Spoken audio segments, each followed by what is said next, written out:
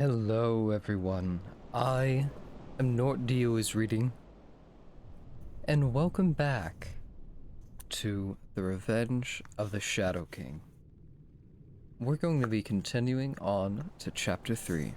Secrets are meant to be shared. When Max finally opened his eyes and looked around, he expected to see the attic in ruins. The attic hadn't changed at all. He stood up, dusting himself off. The book was lying face down nearby, and he carefully went to pick it up. Remarkably, the Codex Spiritus was still open to the page with the Spriggan. Yet the creature was missing from the painting. All that remained was a lonely mushroom. Max stared at the picture in wonder until a creaking noise in the rafters above made him jump. Desperately, Max's eyes devoured the inky darkness until he noticed two pale eyes gazing down at him. Max's heart leapt in terror, but just as suddenly, the eyes disappeared, replaced by the dark shadow that flitted across the rafters, appearing and disappearing as quickly as Max could blink. Max jumped toward the trapdoor. A spark of light, a poof of smoke, and suddenly a strange creature was blocking Max from his escape. It was hanging upside down by its tail right in front of Max's nose, complete with claws, scaly tail, hooked beak, and a matted mass of tangled spiky fur. It wasn't the Slayer Goblin at all. Instead, it was a Spriggan. How? Hooray? Asked a crackly voice. The Spriggan's sweet breath was making Max feel a little dizzy. He didn't respond. Salve? Whiskers arced in question. Then its beak broke into an odd smile as it fluttered its eyelashes at him. She was definitely female. What are you? Max finally managed to stutter through parched lips. What are we? She asked in perfect English. There are more of you? Asked Max, growing uncomfortable with his guess as he looked around the attic. No, just us. If a monster she was, looked rather amusing as she hung upside down. It's just that we were trapped in that wretched book for so long that we took to talking to ourselves. Max nodded as he picked up the book and held it tightly to his chest, afraid of what might jump out of the pages next. Where did you find the book, we wonder? The Spriggan asked as she nervously stared at the Codex Spiritus. This book? Max asked, raising it towards her. Yes, the creature hissed and protected her eyes. Put it away, we hate it. Wait a minute, he said, trying to put the puzzle together. But I thought this is where you came from. How can you hate it? We don't remember, she said, crossing her furry arms. An awkward moment of silence fell over them until Max reluctantly set the book aside and returned to the couch. What are you? Max asked as he reached for a pillow. I mean, you're a Spriggan, right? So we are called, the little creature replied as she groomed herself absently. But we wondered what you are. The question puzzled Max. I guess you're asking if I'm a boy? In a blink of an eye, she disappeared, instantly reappearing on top of the sofa behind him. You are a human child, and it was you that set us free, she mused with a whistle and a clicking sound. I guess, said Max, shrugging. I don't know how I did it, but I suppose I did. How long did you live in there anyway? We didn't live in there, she practically spit. It wasn't living. It was death. Miserable death. The Spriggan looked at him with narrow eyes, and Max tried to change the subject. Do you have a name? She looked perplexed, scratching her chin in thought. We haven't been asked our name for a very long time. She paused, struggling for an answer, but none came as she sighed in defeat. We have forgotten. Well, I have to call you something, Max proclaimed. My name is Max. Why don't I call you Sprig? The Spriggan's eyes welled with tears. Oh, thank you, she said, throwing herself into Max's lap, wrapping him in a furry hug. You're welcome. Max cleared his throat as he pulled the Spriggan's arms off his neck in embarrassment. Hey, can you do magic? He felt a little weird asking it, but what 11-year-old boy in his situation wouldn't wonder? Sprig smiled shyly as she jumped down to the floor with a playful glint in her eye. Oh, young master, we can do many things. She bowed reverently. We can raise a sunken ship from a stormy sea, turn your enemies into frogs, or even make you the richest human child for miles. Max had the last offer covered, though having her turn his worst enemy into a frog sounded pretty good. But as he was about to ask for help with the Slayer Goblin, he heard a knock and a familiar voice calling his name. Max, the voice repeated. It was his grandmother. Startled, Sprig burst into a cloud of vapor, out of which came a slender silver dragon, no longer than arm's length nose to tail. It shot out from the mist and flew past Max, through the attic window and into the night. One thing's certain, he said to himself as the wet wind from the storm outside burst through the open window. Nobody is gonna believe this. Max, the voice called once more. Max, honey, it's time to get up. Time to get up? Max pried open one eye and then the other. Slowly, he turned his head and looked around the room. There's an antique yellow lamp, the imitation wood bureau, the old rocking chair. Yes, he realized. He was back in his grandmother's guest bedroom, tucked snugly under the covers. Sunlight poured in through a crack in the shade, and he groaned. Sunday morning had come far too quickly, and he hadn't slept well at all. Somehow every muscle in his body was aching, and a tangle of strange imagery, magic books, haunting eyes, and flying dragons rushed in. Max, came Grandma Caliburn's voice as she opened the bedroom door, greeting him with a bright smile. Oh, good, you're awake. Did you have pleasant dreams last night? Max's eyes grew wide as he stopped short in mid-stretch. Could she have known? No, he thought as she smiled again, handing him a cup of orange juice. But at least she was safe. It's this room, you know. Honestly, don't know why, but something about it brings the most wonderful dreams. Maybe it's the fresh air, she said as she threw open the bedroom window. Max said nothing. Well, Grandma Caliburn continued as she turned to leave the room, I imagine the horses are getting hungry.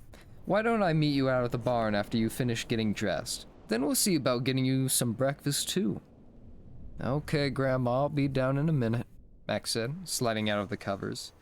When his feet hit the floor, his left foot struck something hard, and as he crouched to massage his sore toe, he saw strange objects sticking out from under the bed. What's this? He whispered. Glowing softly in the shadows was a book from his dream. As his eyes fell upon it, Max was overwhelmed with a mixture of excitement and fear. After chores and a hearty breakfast, Max washed up and got ready for church. Most of the time, Max sat in the pew thinking about the book that sat under his bed, replaying the entire night over and over again. But he put his worries aside on the ride home. Grandma Caliburn had volunteered to host a special Sunday dinner for Max and the other Grey Griffins. The four friends feasted on piles of mashed potatoes and gravy, heaps of honey ham, and an endless supply of creamed corn, fruit salad, and homemade bread slattered with rich butter and sweet raspberry preserves.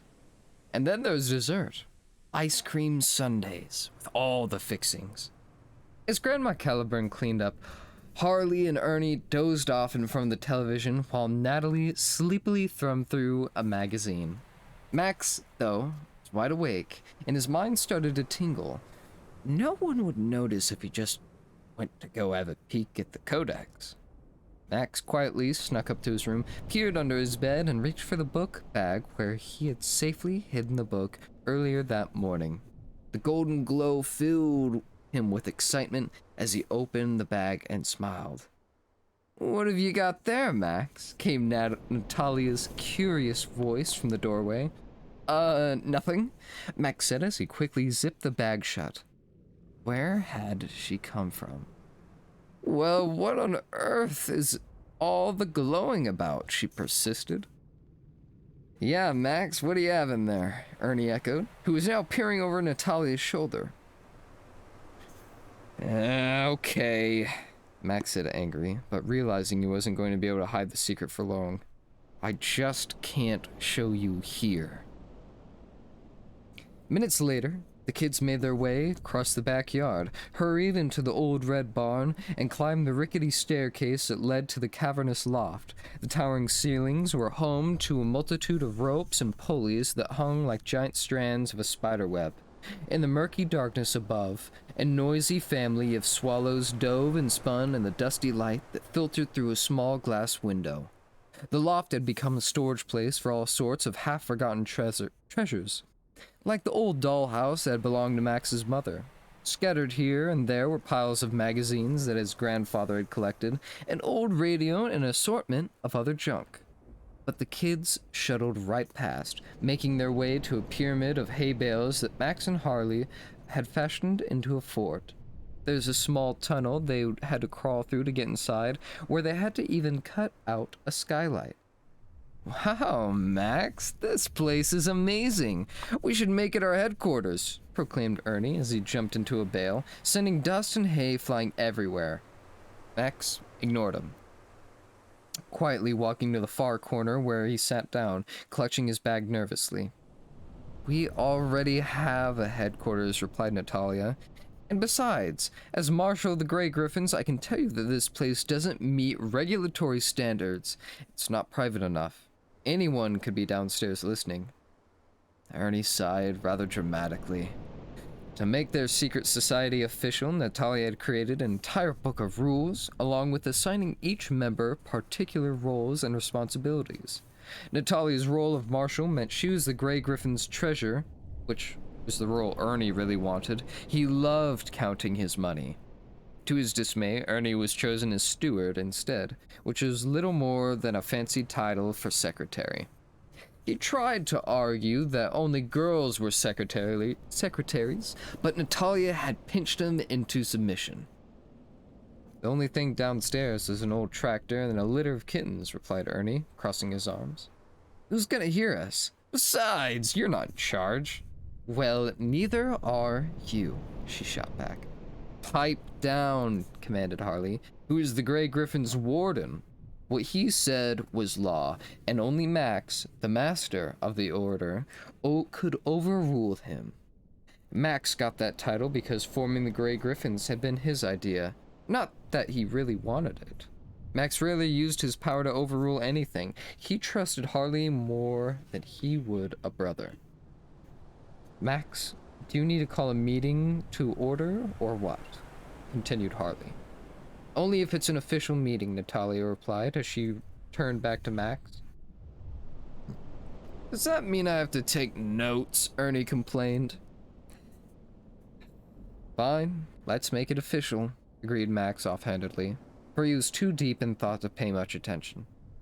"Very good," Natalia said, handing a pen and a piece of paper to Ernie, making it painfully obvious he was indeed take notes. "Then I call the meeting to order." "I second," Harley said, as Ernie slurped on a can of soda he had brought along. "I call the Grey Griffins to order," Max concluded.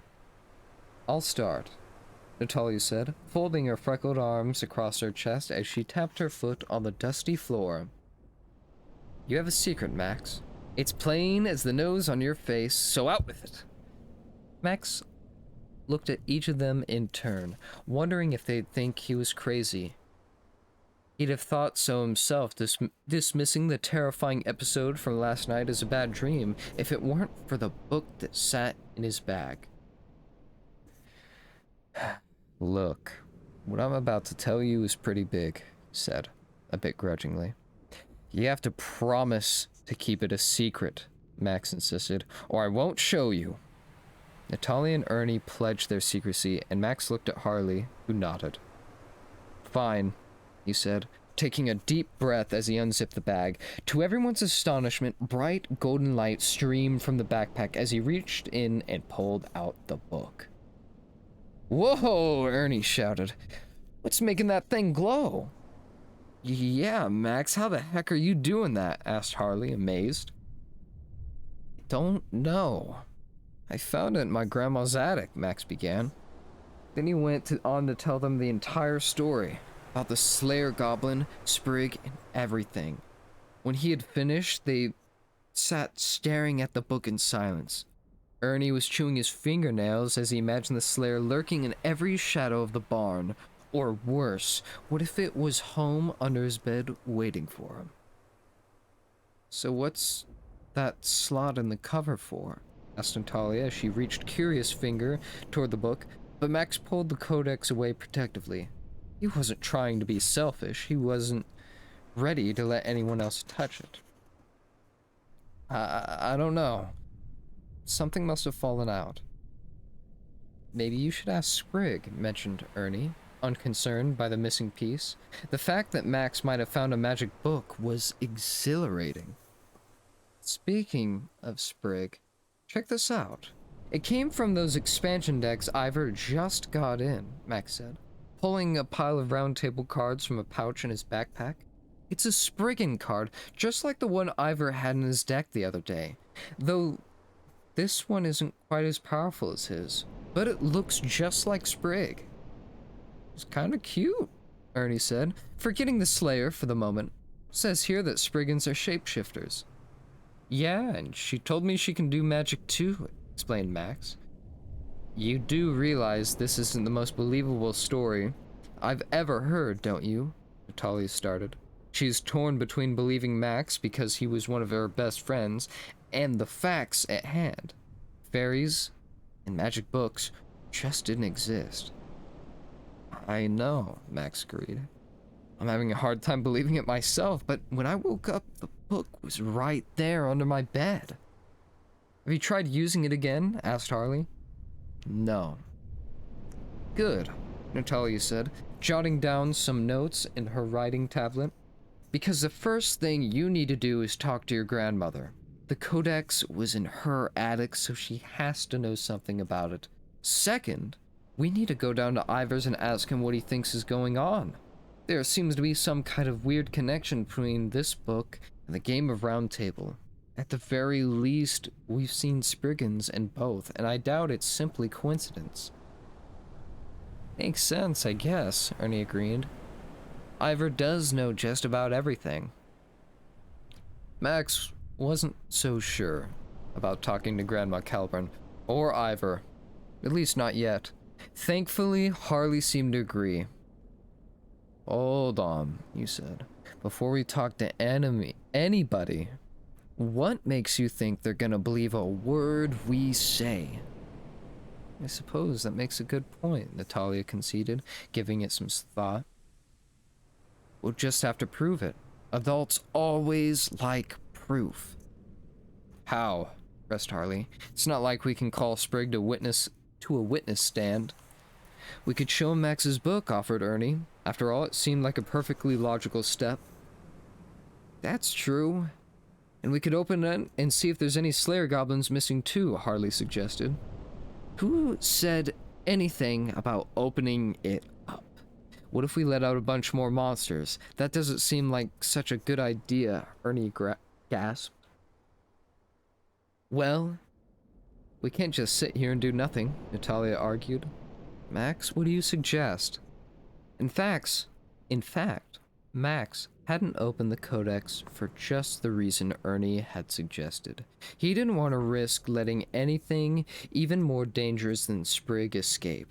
Though he had no idea if the Slayer had come from the book or not, had obviously been loose before Max read a single page. I don't know.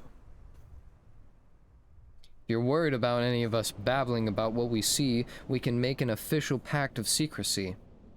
What official pact of secrecy? Where do you make this stuff up? Complained Ernie with a wave of his hand. It's in the Grey Griffin rulebook, Natalia replied. If you ever bothered to read it, you'd know that. Of course, Max and Hartley had read the book, but they didn't remember it either. Ernie looked over at Natalia suspiciously. What exactly am I promising again? To not tell anyone about Max's book, she replied. And also, that we're all in this together now. No more secrets. Everyone agreed. We also can't open the book without full Grey Griffin approval, she added quickly. Max was about to protest. He didn't like the idea of being restricted. After all, it was his book. But Natalia's stern look persuaded him otherwise. Besides, she's probably right. There's safety in numbers, and with things like the Slayer skulking about, Max needed all the help he could. Okay then, Talia held out her hand, and the others placed theirs on top. Repeat after me. And they did. Darkness comes from hidden truths. Lines in sand point westward to blindfolded ones with ropes in hand to take us to the secret land. If I take this oath today, it is bound on earth in every way. All right then, Natalia smiled in satisfaction.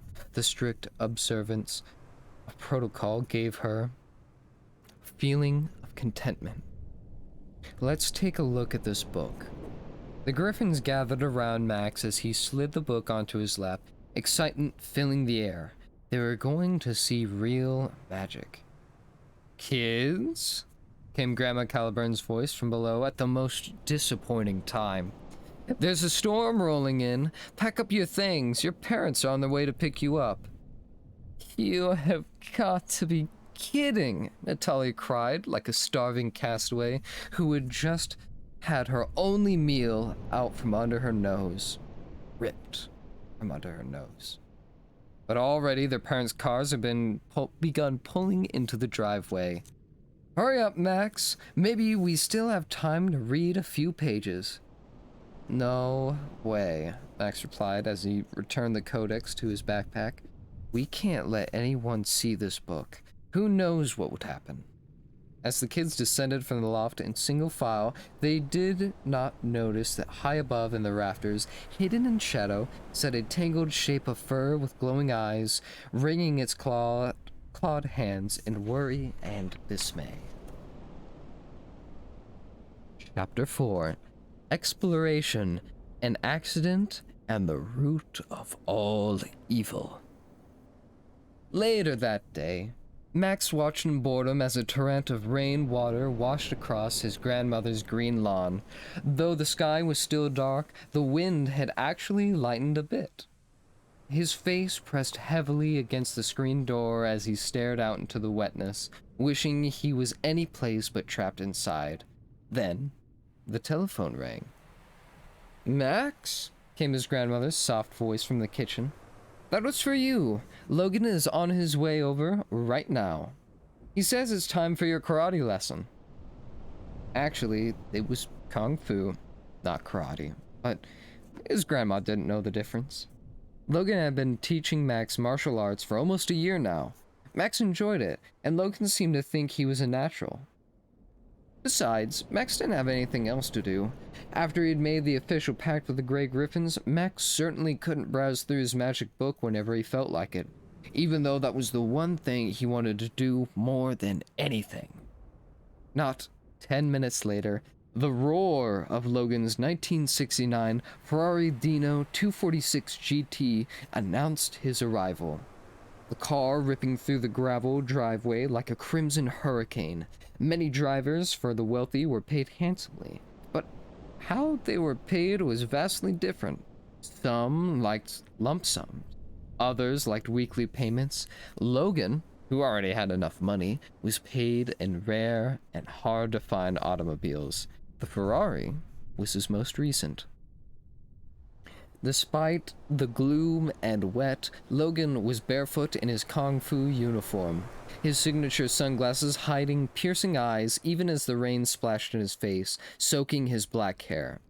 They looked at each other through the screen door, Max not so secretly hoping that the lesson might be inside instead of out, but Logan remained where he was. Apparently, he had no reluctance about Grayson Maximilian Sumner III getting a little wet. Not that he had ever treated Max gently, but Max wouldn't have it any other way. Everyone at school treated him like he was made of gold. It was refreshing to be with someone who treated Max like a human and not a rock star. With a nod, Max walked out the screen door and into the downpour. "Hi, Logan," Max greeted him. "Nice day out." The Scotsman remained silent as he reached into his back seat and grabbed two long poles, handing one to Max. Before Max had a clue what was happening, Logan attacked with his own staff, forcing the boy to defend himself. With hypnotic grace, Logan wielded the weapon as though it was merely an extension of his arms, twisting and turning with a fluidity that mesmerized his student.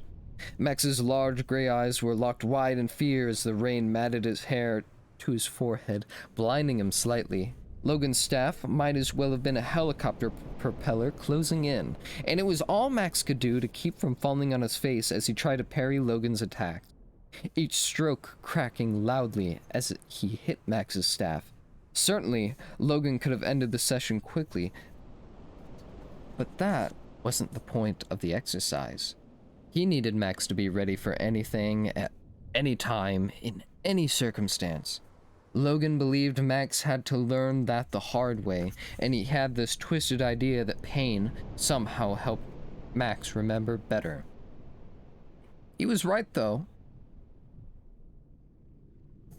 Every time Max fell or his knuckles felt the crack of Logan's staff, Max learned exactly what was needed to avoid that pain.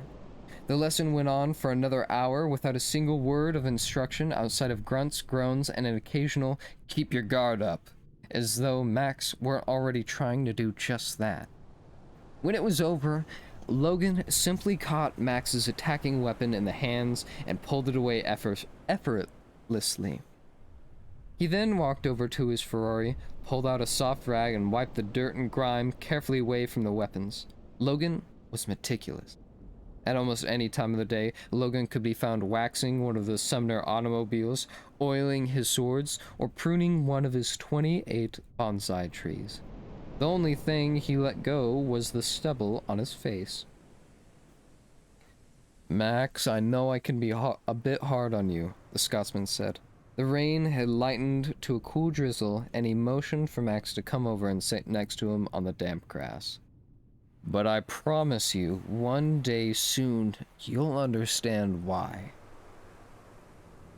"I guess," Max said, shrugging. At least the sparring had taken his mind off the divorce that had cut him to the core.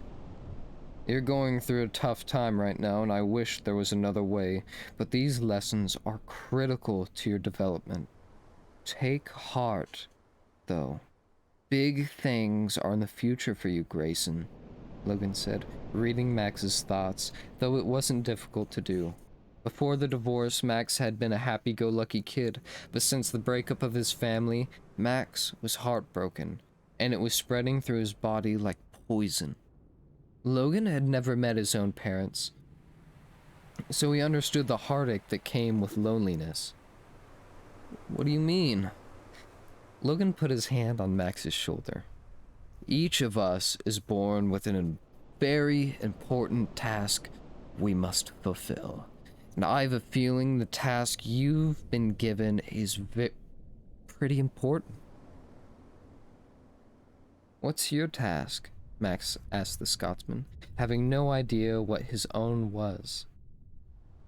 "To equip you to fulfill yours," Logan said solemnly. Max didn't know what to say. He was touched, but confused. What was Logan supposed to equip him to do? He couldn't have known about the Codex. Logan caught the questions in Max's eyes. I can't say much now, but I will tell you this, he explained. There aren't many things in this life that scare me, Max. Soon, I will have to face at least one. But I want you to know that if I'm able, I will always be there to protect you should I fail. You? No way, interjected Max. There is always someone stronger, smarter, faster, instructed Logan. And you must never underestimate your adversary. Max just stared at the Scotsman. He wasn't buying it. Logan was the toughest man on the planet, and Max could put his entire inheritance on that claim. Logan fail? Impossible. Logan smiled at Max, a rare occurrence for the stoic bodyguard. Know that as long as I've breath, I'll do everything in my power to ensure that no harm comes to you. Your training is a part of that. I want you to be equipped for any circumstance, for if my guess is right, those lessons will be put to the test sooner than you might think. Logan left shortly after the kung fu lessons, and no sooner than had the Ferrari disappeared around the corner than Max had thrown on his rain jacket, slung his backpack over his shoulder, and rushed out toward the forest, a vast woodland that fenced in Avalon from the north. I'll be back soon, he shouted over his shoulder to his grandmother.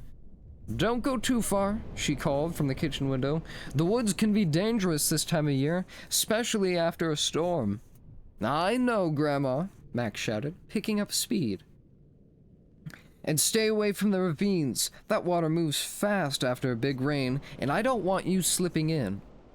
Max had heard it dozens of times before, but he didn't pay much attention.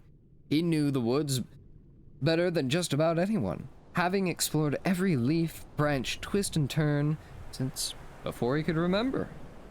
Ducking underneath an arching honeysuckle bush, Max left the open sky and disappeared into the darkness of the woods beyond. It was still raining, but the leaves were so thick and the branches so intertwined that only a few raindrops found their way through the canopy. Even so, the ground was soaked and a bit slippery, sloping toward the ravine 50 feet below. Grabbing a hairy root, Max started to lower himself down to the ravine. It wasn't easy. The leaves were still slick with rain and dust, and the earth beneath had turned to mud pudding. But before long, having narrowly missed an encounter with an angry thorn bush, Max was standing on the bottom ledge, the water below rushing by at an exhilarating rate. Max loved excitement, and raging water drew him like a bee to honey. Picking up a long stick, he drove it into the water. The current was moving so fast that it nearly yanked the stick right out of Max's hand. He struggled to keep it straight, pushing it down as far as he could reach. There was no bottom. Max sat on the edge of the cutting, dangling his legs over the ledge. He was content for the time to throw small stones and twigs into the current, mulling over the amazing things that had happened. Mostly, his thoughts were focused on the magic book. Was he supposed to find it? Was the voice that told him what to say coming from the book? And was it safe?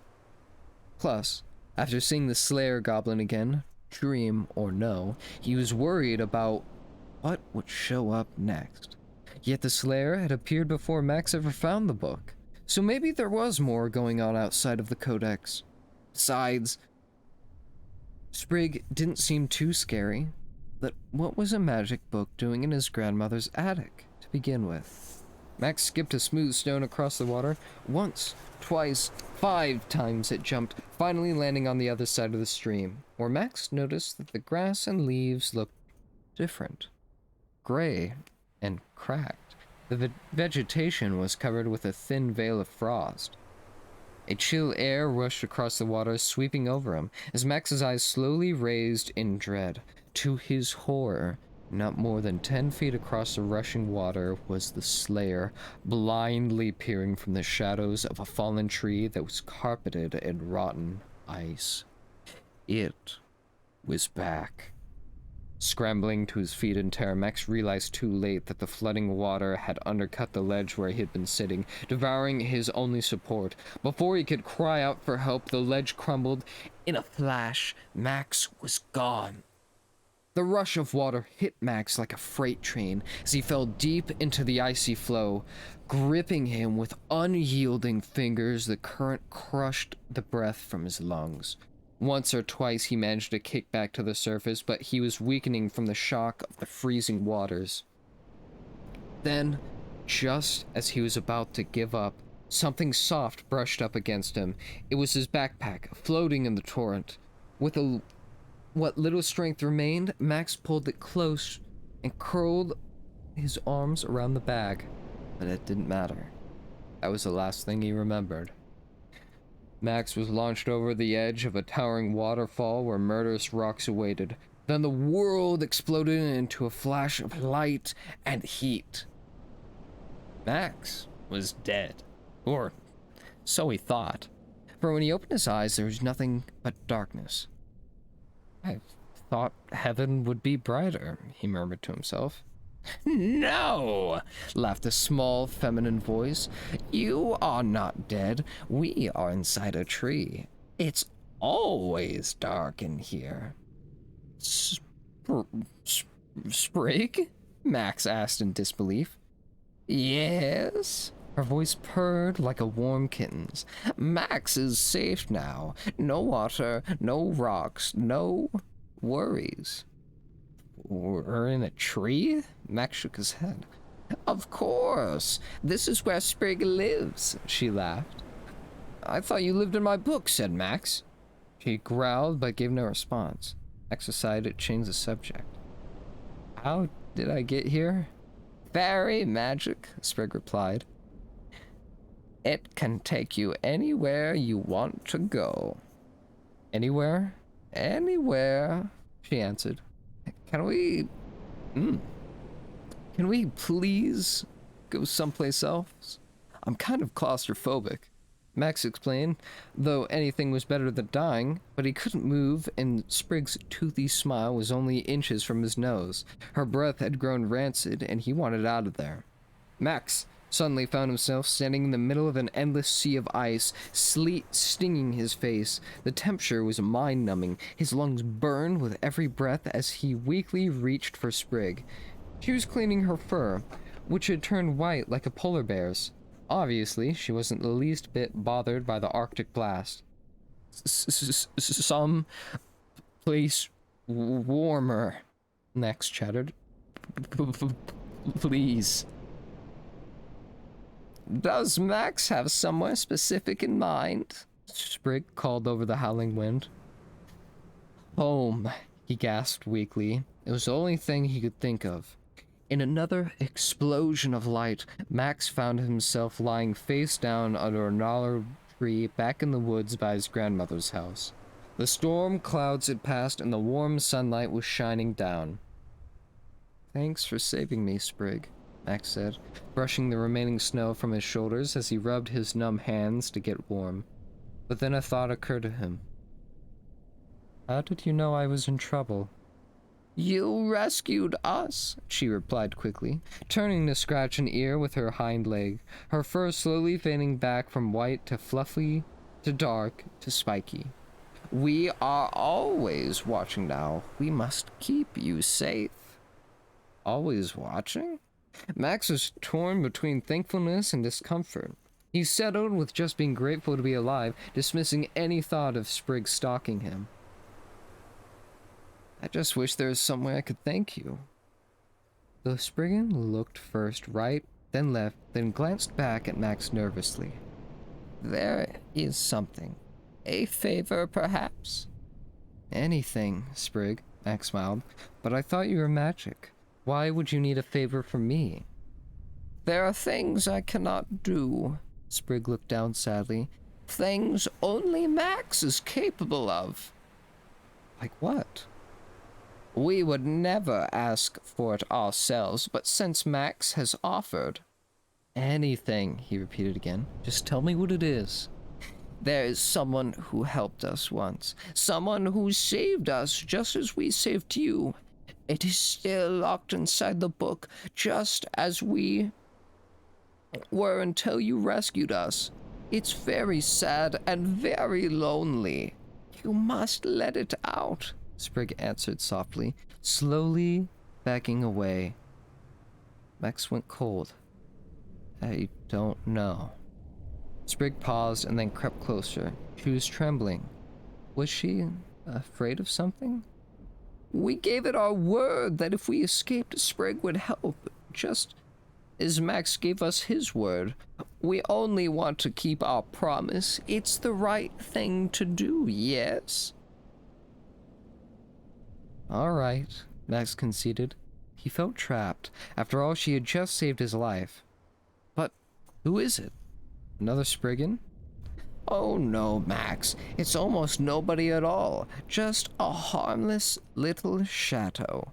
It doesn't even know how to speak. Well, I guess that doesn't sound so bad, Max replied with a shrug.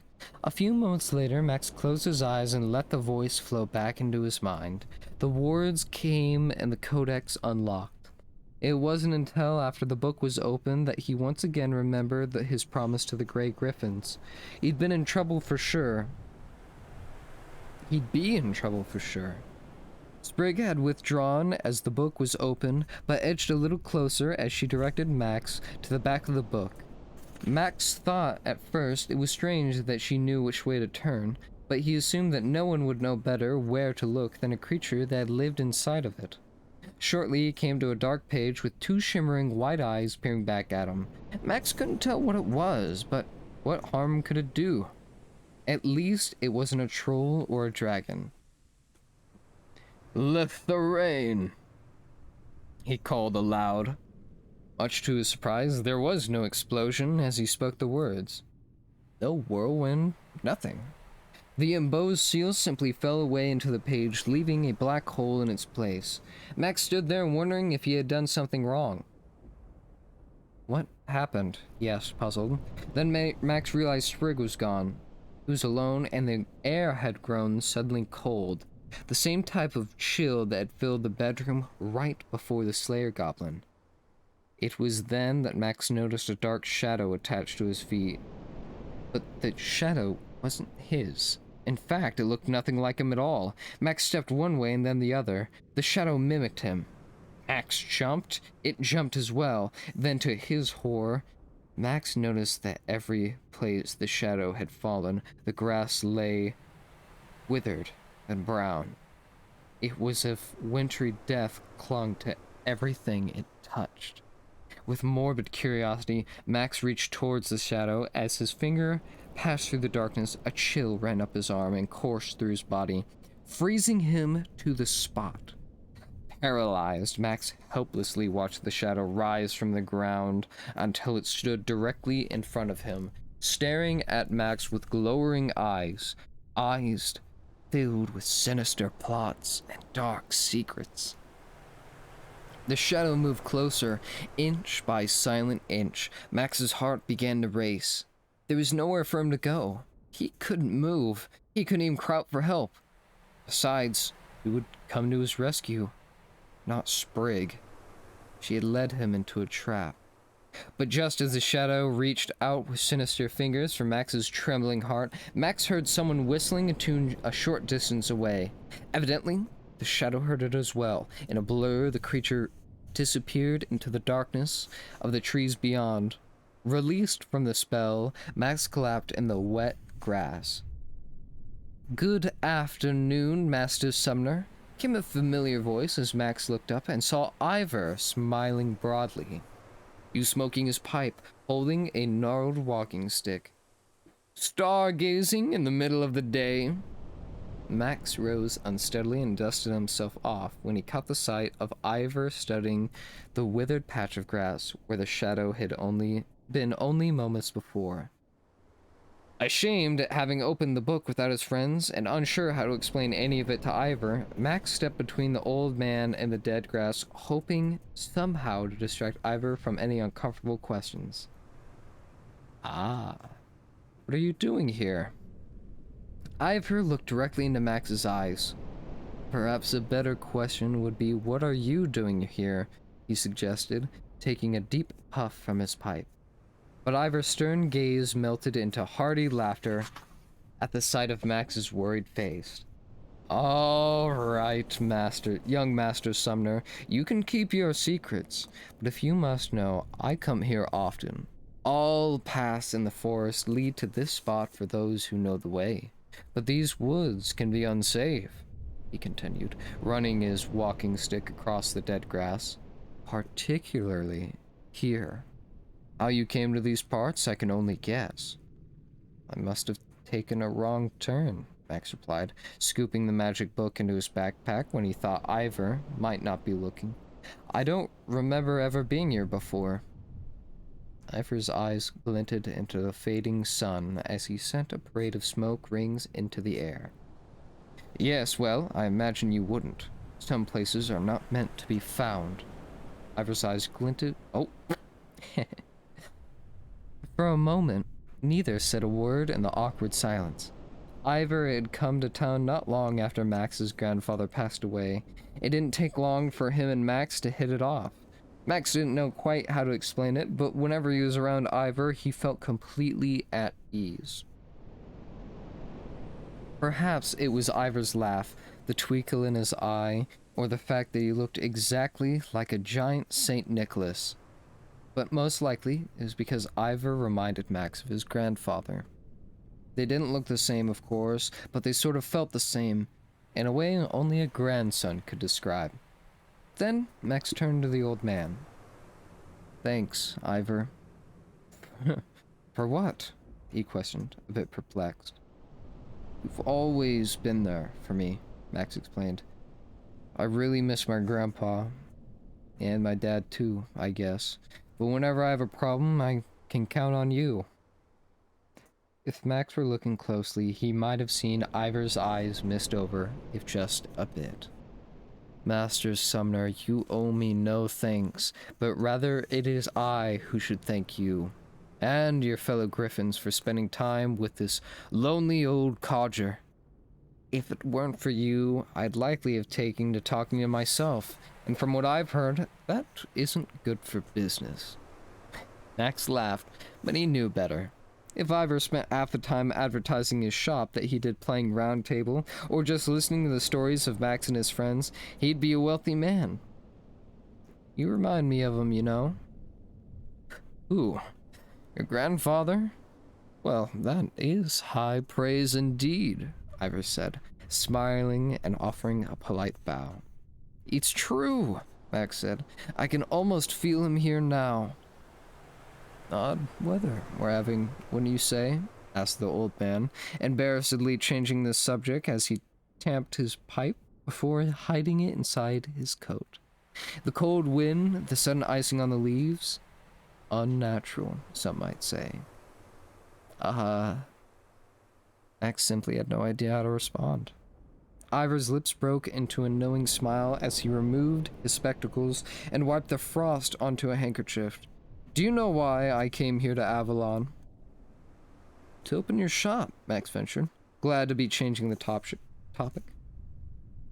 No, Master Sumner, I came here to watch over you as a promise to your grandfather, he said, reaching into one of his deep pockets before revealing a thin gold chain in an enormous hand, presenting it to Max.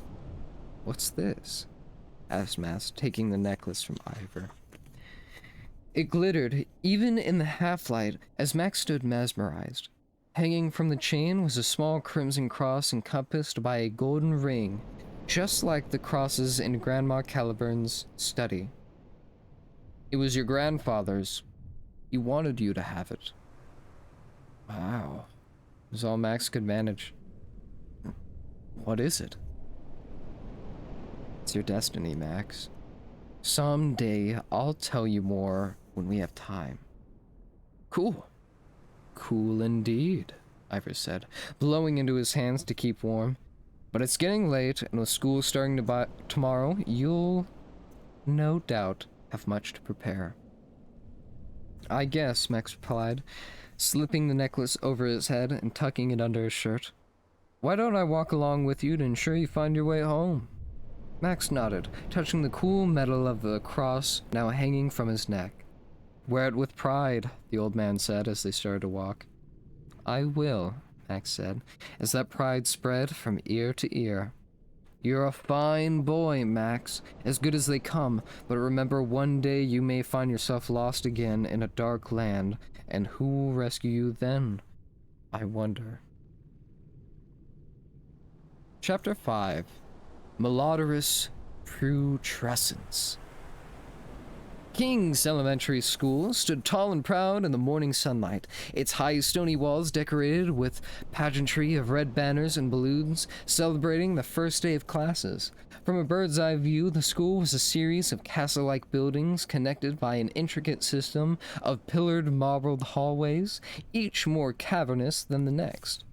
It was nestled into a green valley between three hills, fringed on all sides by crooked trees.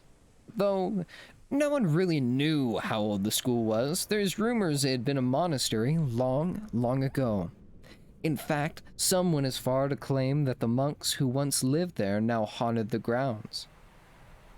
Whether it was the fault of the ghost or just plain bad luck, not 5 minutes into the first day of school, Ernie had plowed straight into the biggest bully King's Elementary had ever known, sending a shower of books, papers, and round table cards into the air. I'm sorry, stuttered Ernie, apologetically, not fully realizing what he had done or whom he was apologizing to. It really wasn't his fault, at least not directly. The culprit was a bulging backpack strapped over Ernie's skinny shoulders. When he wore it, Ernie resembled a nearsighted turtle shuffling down the hallway. Perhaps if he had installed rear-view mirrors on his glasses, he might have seen a flock of children hurtling toward him. Unfortunately, he hadn't. So, when the flood of students hit, he was tossed headlong into the hulking Dennis Stonebrow. Tweenie? Dennis glared down for one awful moment of recognition, and then began to laugh. Ha ha! Who put you up to this? Someone dare you? He paused and looked around suspiciously, while letting Ernie squirm like a worm on the end of a hook. Ernie only managed to squeak as he inched backward. Physical confrontation was not his specialty. That was Harley's business. All Ernie wanted to do was run, placing one foot behind the other. He began to inch away from Dennis's formidable shadow. Where do you think you're going? Asked Dennis with a laugh. He shot out a thick arm, catching Ernie by the shoulder strap of his bag, lifting his helpless prey right off the ground. Dennis was every bit as strong as he looked, which was regrettable for Ernie because Dennis was big as a bull moose. Every school typically had a student who was larger than the rest, but Dennis was different. He was a mutant, a freak of nature. As a 6th grader, he was bigger than all of the other students in school, and most of the teachers, for that matter. He was a juggernaut of ill intentions and bad breath. And now Ernie was at his mercy, hanging there with his legs dangling, gasping for air. Oh, what's wrong? Mocked Dennis. Ernie's asthma was bad, a fact of which Dennis was all well aware. Put him down, Dennis, a voice commanded from behind. It was Max, who had been watching the entire incident from his locker just a few feet away. Max, like every other student in school, with perhaps the exception of Harley on a very good day, would not have had a snowball's chance of confronting the giant. But like David facing Goliath, Max had always been a little short on fear. He figured the worst that could happen was that he'd end up with a black eye or a bloody whip. An acceptable risk given the circumstances, he thought. Besides, Max was already in a bad mood. Another package had come from his father, and his mother had given an impromptu speech about his father buying his love, all the while rushing to her weekly manicure. Max's life was upside down. He figured a fight, regardless of the odds, couldn't possibly make things any worse than they were. "What did you say, Sumner?" Dennis asked in disbelief as he continued to grip Ernie like a rag doll. "I could repeat it more slowly if you think that would help," Max glared, taking a step forward. All the students who had gathered gasped as Max continued. "That is, unless you've somehow become as deaf as you are dumb." Dennis stood there fuming, his eyes shifting rapidly as if they were trying to wind up the motor in his walnut-sized brain. "So you wanna push your luck, Sumner? I'll smash the both of you like a couple of twigs," Dennis growled, clenching his fist, which was the size of a brick and twice as hard. "You mean snap you like a couple of twigs." "Genius," Max corrected with a sarcastic smile. The growing audience of students broke out in laughter as Dennis simmered in dumbfounded silence above them.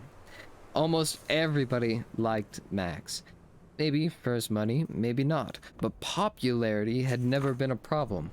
Unfortunately, popularity could also be a bad thing, especially when bullies the size of trucks ate popular kids for breakfast just because they could. If they couldn't be popular, they settle for feared. "Stop!" shouted Ray Fisher, who had burst through the crowd, stepping in front of Dennis just before he plowed into Max. Ray was Dennis's only friend, and twice as evil as the oaf, if that was possible. He was about the same size as Max, but he walked with his shoulders hunched and his knees bent. It made him seem smaller, but no less menacing. Ray had shining black eyes and a mop of thick, wheat blonde hair. While he was perhaps only a quarter size of Dennis, his quick mind, devouring intelligence, and acid tongue earned him far more fear and respect. All of those considerable talents were most often employed against Max and his family. Ray hated Max, even though he had once been one of Max's closest friends. But over the last year, Ray had grown viciously jealous of Max. His money, his popularity, and the fact that everybody thought Max was perfect. It also didn't help that Ray's dad owned one of the handful of businesses in town that the Sumner family did not. The First Avalon Bank. It was more of an oversight by Sumner Enterprises than anything else, a curiosity that could be corrected by Max's father have even the slightest interest, which he didn't. But that undeniable fact kept Ray's family in constant anxiety. "What do you mean?" complained Dennis, dropping Ernie to the ground in a heap. "We got 'em right where we want 'em. We can take care of these losers right here, right now." "Let it go," snarled Ray. "This is too easy. Besides, knowing Max, he'd probably have his father kick your family out of town. They own everything, including the cops. I doubt he'd care if poor little Max was taught a lesson." Max, overcome with anger, would have strangled Ray right then and there if it weren't for Natalia stepping in his way. "Grayson Maximilian, you stop this right now. Do you want us to get suspended on your first day of school?" "What a loser," Ray mocked. "Little Max needs a girl to protect him when his pet bodyguard isn't around. Too bad he can't take care of himself." Dennis snorted in laughter as he and Ray looked at Natalia in contempt. But Natalia was not afraid of bullies or their little toady friends.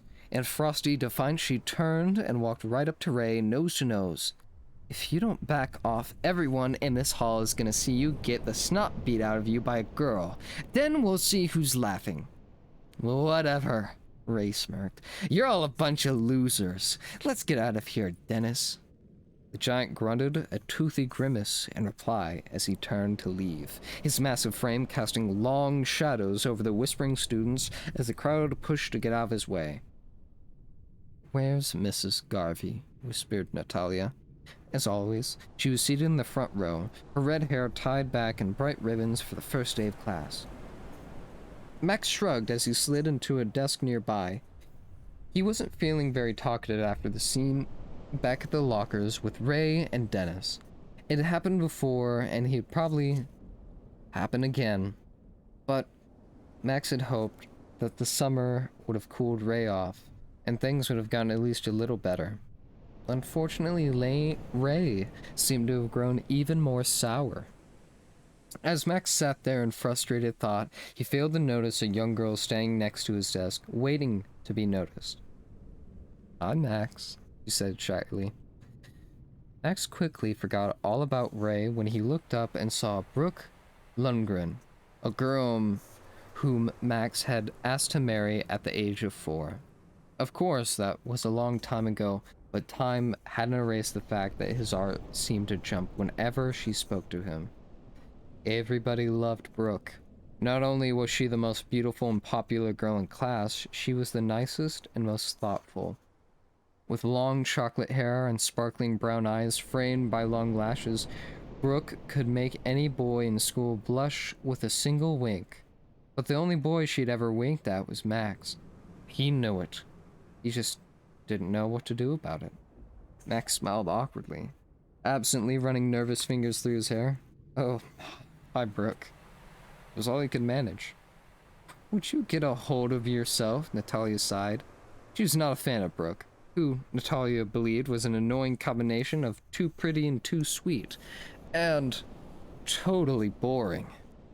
Just then, the door swung open, and an attractive young woman with long, blonde hair walked into the room.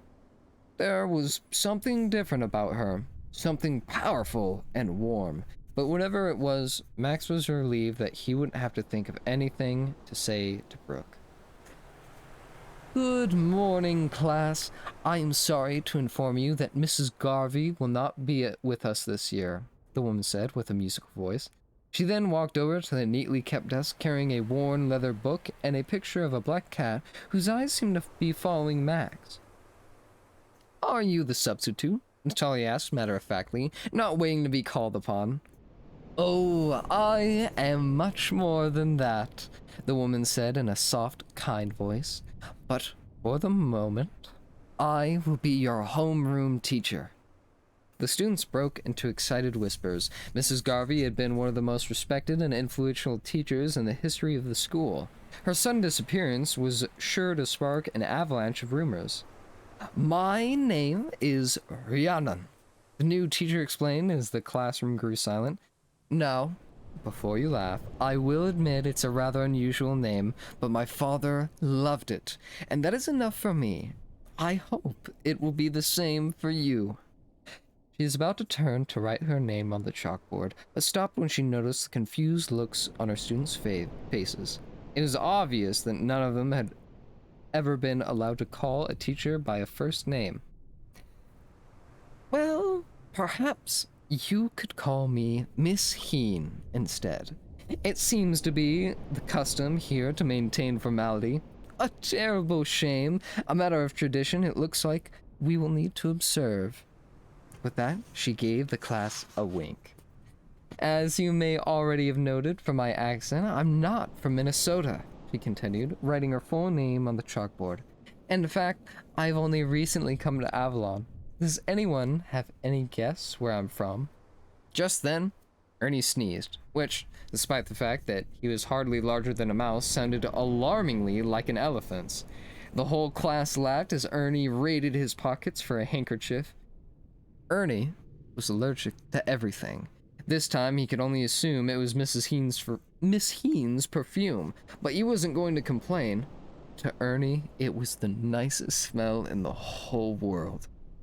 When Max turned back to face the chalkboard, he found Miss Heen staring right at him.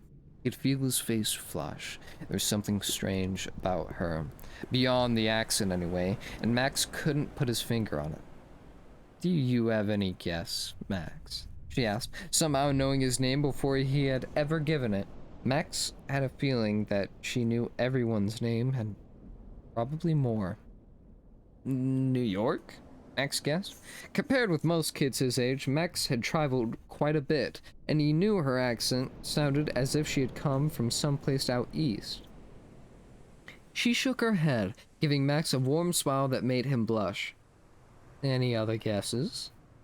Only silence and a few giggles, followed by the sound of Ernie taking a shot from his inhaler. Alright then. I'm from Salem, Massachusetts. In a fevered excitement to raise her hand, Natalia nearly fell out of her seat. Do you mean the same Salem from when the witch trials were held hundreds of years ago? Ernie suddenly looked worried. He didn't like the sound of that. What if his new teacher was secretly a witch? And now that he thought about it, the picture of the black cat on the desk was rather suspicious. As he nodded at Natalia.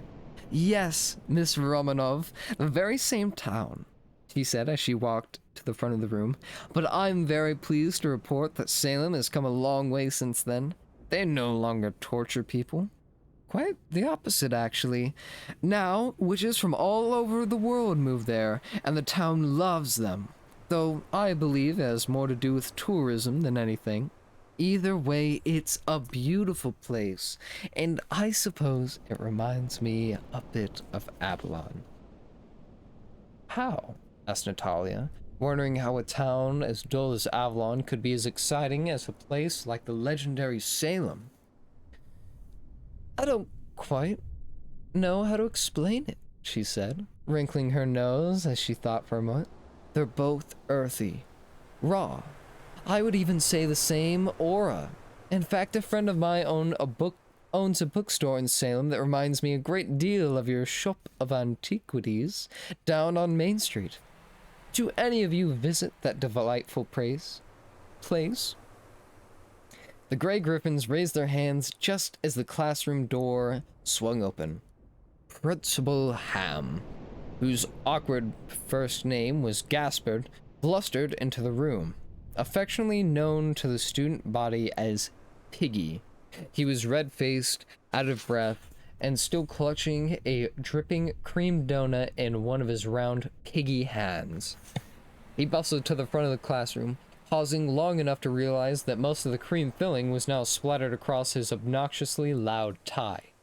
Trying unsuccessfully to smear it out of existence, he puffed himself up for an announcement.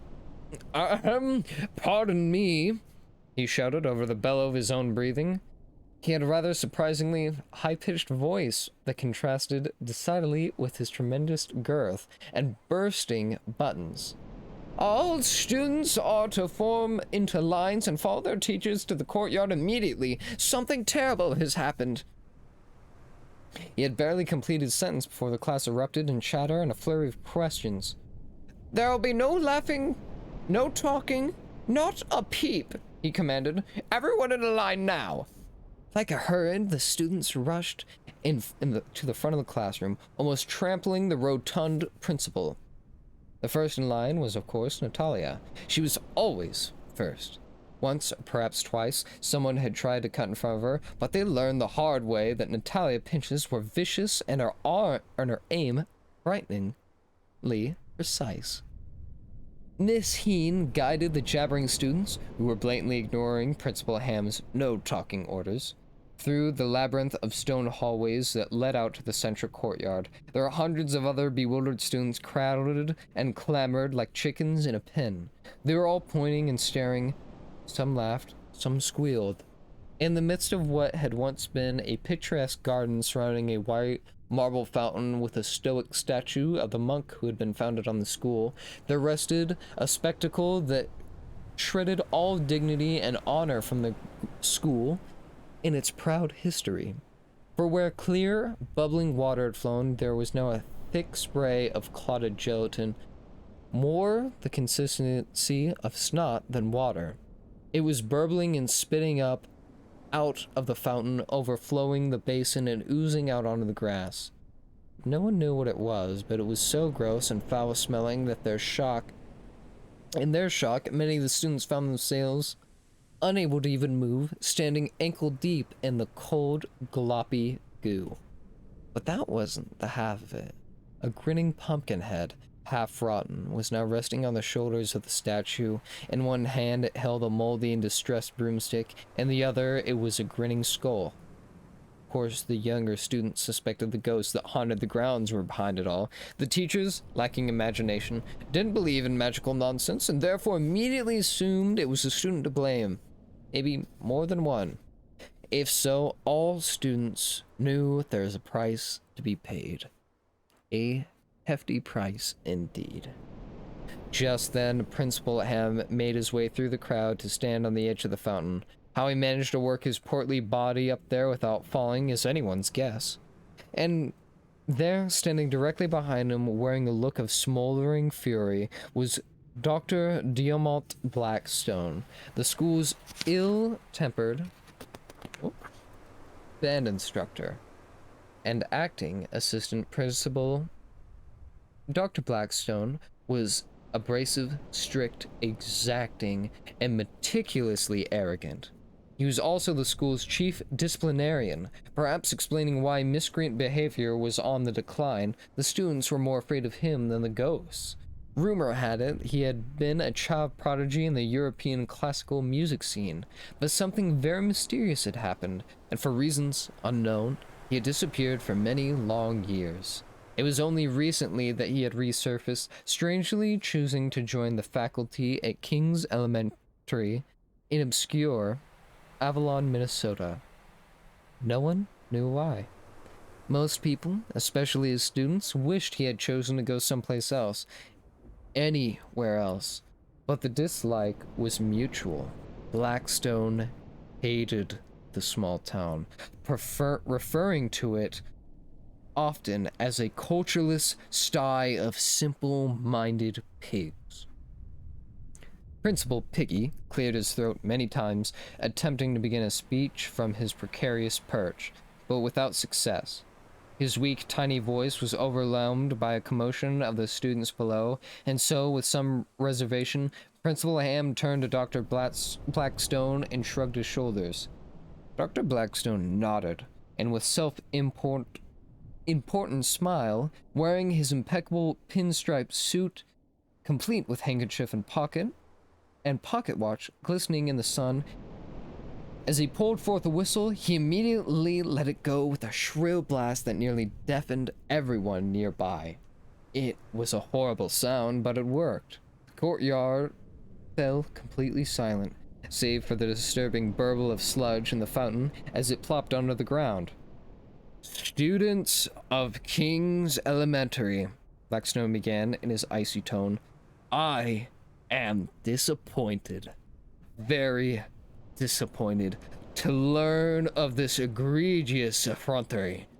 I am appalled at the notion there are students among us to whom tradition, decency, reverence, and honor have very little significance.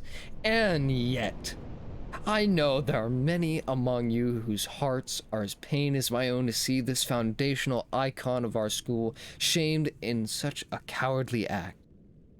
"Yeah, right," Harley whispered to Max. "Can he talk like a normal person?" Ernie complained under his breath.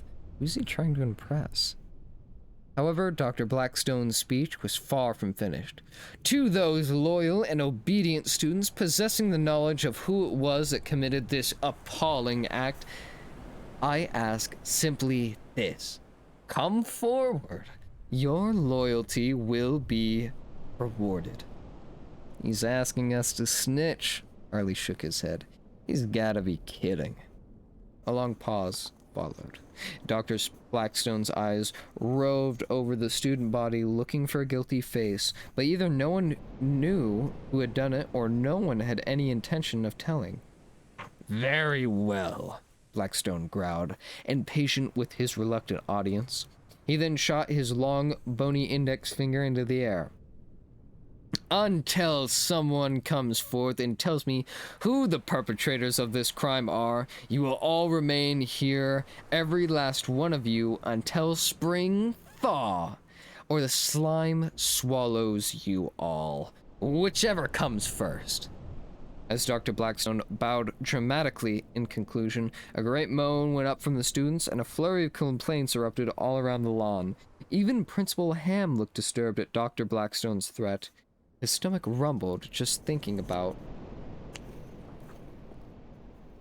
Oh. Just thinking about the possibility of missing his brunch, then lunch, and then worse yet, his afternoon snack. Whoever did this was good, Harley whistled in appreciation, while Ernie pinched his nose in disgust. I hope they get what they deserve, Talia stated flatly, looking down at her new shoes and tights, ruined by the gooey mess. This is awful, making us stand out here and get our clothes filthy. Honestly. I just want to know how they did it, Max wondered.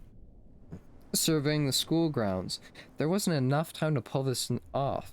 Not even between the first bell and now. That's only 10 minutes. Tell that to the goop pouring into my new shoes, Natalia pointed out.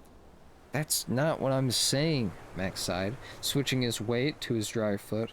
What I mean is that to plan something like this, nobody else could have been in the courtyard or they would have seen the whole thing. You'd need at least 4 people, I think. There'd be one to dress up this statue, another to erect the fountain, and at least 2 lookouts, one at the entrance from the bus stop over there by the hedge, and the other by the courtyard gates. I think you might be onto something, Talia offered, pulling out her pencil and paper to take notes. It was the perfect time to put her detective skills to work. But look at those windows above the courtyard. That's where the 3rd graders are. They would have seen everything. Ernie shrugged. Who cares? It's obvious who did it. Who? Demanded Natalia, thinking she had missed a clue. Ray and Dennis. Who else? He responded casually. Besides, Dennis is the only one tall enough to put the pumpkin on the statue's head. Please, replied Natalia with a roll of her eyes. Dennis can't even tie his own shoelaces. Oh yeah? Then why aren't they out here with the rest of us? Max scanned the courtyard, taking in every face. He should have noticed it before. But Ernie was right. Dennis and Ray were nowhere to be seen, but as much as he wanted to believe they had done it, it didn't add up. It simply was too sophisticated a prank for a 6th grader. But if those 2 hadn't done it, then who? Sprig? Max offered. However, since only Max had seen Sprig so far, Natalia wasn't quite ready to accept her as a possible suspect. But it didn't make any difference. If someone didn't come forward soon, they would all end up standing out in the courtyard until Christmas. Looking for a sign of mercy, Natalia turned in the direction of the principal. Like a portly penguin in a sea of lumpy oil, Mr. M remained standing on the edge of the fountain, shifting from one fat foot to the other, thinking the day could not possibly get any worse. But he was about to be proven wrong. Grossly wrong. At first, it was only a soft sound, barely perceptible, but then a deep rumbling resounded as rocks groaned beneath the courtyard, and the clanking iron poles began twisting and torn in the hands of an angry giant. The fountain pipes, Harley cried, causing a chain reaction of squeals and screams. They're gonna blow! Brooke, who was standing close by, screamed as her foot broke through the soft earth, but that was only the beginning. Nearby, a great fissure torn open in the lawn, and a disgusting spray shot into the air like a blast of a fetid fire hose. Soon other explosions erupted all over the courtyard, like a herd of gazelles that had stumbled upon a pack of hungry lions. Everyone in the courtyard bolted in different directions, screaming. Max and Harley launched into flight as Natalia hiked up her dress and followed as quickly as she could. A moment later, the 3 of them had found safety behind an enormous hedge. Ernie was not so fortunate, for no sooner did he realize his shoes were cemented in the muck than the ground directly beneath him started to convulse. Oh no, cried Natalie, peering out from behind the hedge. He's stuck! We have to help him! Ernie's eyes grew wide as saucers as he realized his peril. Get out of there, Harley shouted while Ernie frantically began tearing at his shoelaces. But it was far too late. A colossal blast of filth catapulted Ernie right out of his shoes, rocketing him into the sky. A second later, he plummeted back to earth with an enormous splash into a bubbling pool of slime. lying motionless in his rancid, stockinged feet. "He's dead!" cried Natalia, mortified. Then, like a frozen fly coming back to life, Ernie started to twitch till he finally rolled over and began to slop on all fours toward Max and the others.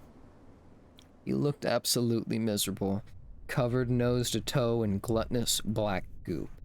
Luckily, he managed to keep hold of his glasses. Those braces were crammed with nasty black slime. "I don't feel so good," he sputtered as he dragged himself behind the hedge and collapsed.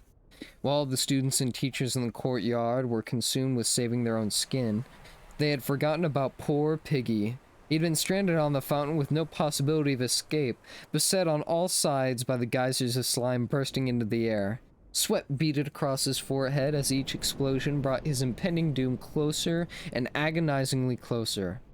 Then, like a capped volcano, the fountain began to rumble below. Principal Ham looked down nervously, shaking his head. His fate sealed. Piggy drew in a breath of resolution and began to do something so peculiar that everyone watching immediately stopped and gaped in wonder. "Why is he combing his hair?" shouted Natalia, horrified, but unable to pull her eyes away. Yet, Piggy didn't stop at his hair. Next, he straightened his tie, then his shirt cuffs, and finally he made sure his pleats and the crease of his pants were fresh and sharp. It was one of the strangest things any of them had ever seen. Then, it was all over in one furious moment. The fountain collapsed into a heaving shower of inky pudding and debris. The liquid rose into the air, casting a shadow over the courtyard below. Poor Piggy only had enough time to let out one pitiful squeal before he was lost in sight under the mountain of slime that plummeted back to the earth like a cold Vesuvian lava. To no one's surprise, school was let out early that day and canceled for the rest of the week.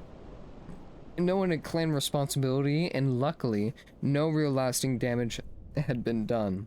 At least nothing that a good fire hose and some nose plugs could handle. That is, except for the fountain, which was little more than a pile of rubble and embarrassment. Principal Ham was able to return to his post with nothing more serious than a swollen thumb. The story around the town took on a life of its own and quickly grew to paint Piggy as a hero who had braved the worst sort of calamity with dignity, while allowing the others to flee to safety. It was told at every barber shop and coffee house for 3 counties in every direction, and he relished every well-wishing card, fruit basket, and cradle of cookies that happened on his desk each morning for a month and beyond. And that is where we will end it off for now. Next up is Chapter 6, Shoe-Eating Trees. Thank you once again for stopping by, and I do hope you are enjoying the read and the book. Farewell.